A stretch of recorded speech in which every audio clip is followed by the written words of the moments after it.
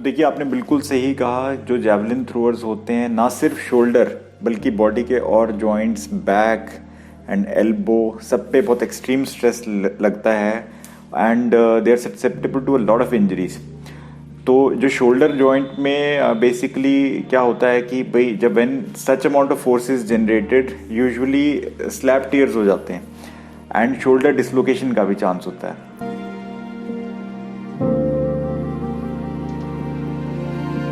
So basically shoulder joint is a ball and socket joint. Shoulder joint में जो ball है वो बड़ी है और सॉकेट जो है वो छोटा है।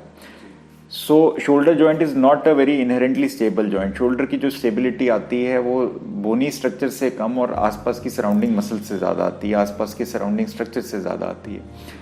तो जब हम इतना फोर्स लगाते हैं, जैवलिन थ्रोअर्स जब अपने हाथ को ऊपर लेके जाते हैं, जिसको कि हम एबडक्शन और फ्लेक्शन कहते हैं, तो जब वो ऊपर लेके जाते हैं तो अ lot of strain is generated on the structures जो शोल्डर जॉइंट को पैकेज कर रहे हैं। और इसी में से एक स्ट्रक्चर होता है जिसका नाम होता है लेब्रम। लेब्रम क्या काम करता है कि लेब्रम जो सॉकेट है, शोल्डर का सॉकेट है, उसको डीपन करता है। इट्स अ फाइब्रोकार्टिलेजिनस टिश्यू जो आसपास उस सॉकेट को, जिसको कि ग्लिनोइड कैविटी कहते हैं, उसको डीपन कर देता है। So the labrum is a sleeve that deepens the cavity of the glenoid, जो कि which forms the socket of the shoulder joint. And this sleeve is further attach to the biceps tendon. जो हमारा biceps tendon होता है उसका long head वहां से attach होता है। तो as the force is being generated by the athlete, वो पूरा का पूरा लेब्रम जो है डिसलॉज हो सकता है, उखड़ सकता है। और जैसे कि मैंने बताया कि इन इंजरीज में हाथ को एबडक्ट करना होता है, एक्सटर्नल रोटेट करते हैं ये लोग और इतनी ताकत से उसको जैवलिन को फेंकते हैं। तो जब ये एक्सट्रीम पोजीशन में हाथ में एंटीरियर शोल्डर डिसलोकेशन का भी रिस्क रहता है। एंटीरियर शोल्डर डिसलोकेशन में बेसिकली जो शोल्डर की बॉल है वो आगे पॉप आउट कर जाती है, बिकॉज उस पर रिस्ट्रेंट ही नहीं रहता। तो shoulder dislocations can also be associated with secondary injuries like rotator cuff tears. And rotator cuff is further a muscular and a soft tissue sleeve that stabilizes the shoulder. So rotator cuff basically जो हमारी पीछे वाली हड्डी है, scapula जिसको बोलते हैं, उससे जो हाथ की हड्डी है उसको ह्यूमरस बोलते हैं, उस पे जाके रोटेटर कफ अटैच होता है। It basically forms a sleeve around the shoulder that provides stability to the shoulder joint. So even that can be torn in these athletes.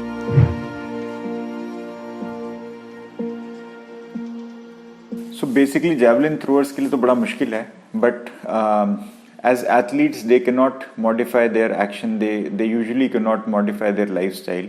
So what they can do is they can strengthen other muscles around the shoulder joint. So what happens is if certain structures are weak, then those muscles take over and they form the secondary covering, जिससे कि shoulder dislocate नहीं होता है, slap tears बच जाते हैं। As far as normal people are concerned, उन्हें अगर इन इंजरीज से बचना है तो वंस अगेन एक तो ये है कि आप इतने अपने हाथ को इतने एक्सट्रीम रेंज ऑफ मोशन से पे लेके ही ना जाएं, इतना एक्सट्रीम स्ट्रेस दे ही ना शोल्डर पे। दूसरी चीज ये है कि they can also develop deltoid muscle strengthening exercises, rotator cuff strengthening exercises, ताकि ये इंजरीज हो ही ना।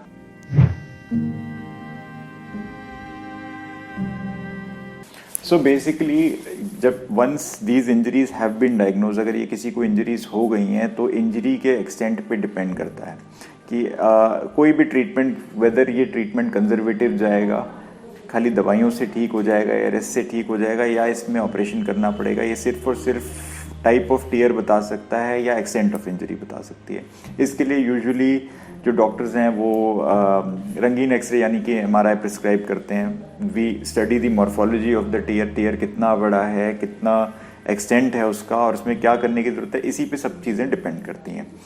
यूजुअली रोटेटर कफ टीयर्स अगर छोटे मोटे हों, स्लैप टीयर्स छोटे मोटे हों, तो कंजर्वेटिवली रेस्ट से, आइस से और दवाइयों से ठीक हो जाते हैं। लेकिन अगर टीयर्स बड़े हों तो जैसे कि मैंने कहा ऑपरेशन की ज़रूरत पड़ती है, और ऑपरेशन यूजुअली आर्थ्रोस्कोपिकली यानी दूरबीन द्वारा किया जाता है। इसमें स्पेशल सूचर एंकर्स अवेलेबल हैं, स्पेशल तरीके के धागे अवेलेबल हैं जिनसे कि जो टॉर्न स्ट्रक्चर है उसको बांधा जाता है। जब एक बार इन स्ट्रक्चर्स को अपनी जगह पे बांध दिया जाता है तो इनकी रिकवरी बॉडी खुद ब खुद करती है। Just right placement is necessary.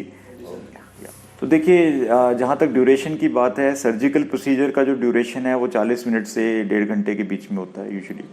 और जहाँ तक रिहैबिलिटेशन की बात है, रिहैबिलिटेशन इसमें काफ़ी लंबा होता है। फर्स्टली, अगर रोटेटर कफ टीयर है तो एक पीरियड इमोबिलाइजेशन का भी देना पड़ सकता है, जिसमें कि जो opposed ends of the tear हैं उनको जब हम रिपेयर कर देते हैं उसके बाद उनको एक टाइम तक बिल्कुल इमोबिलाइज रखना पड़ता है, जिस तरीके से एक फ्रैक्चर को रखना पड़ता है, ताकि वो एंड्स हील अप हो जाएं अच्छे से। फिर देन धीरे धीरे फिजियोथेरेपी में passive range of motion exercises start होती हैं, और फिर धीरे धीरे करके पेशेंट खुद अपना हाथ हिलाने लगता है।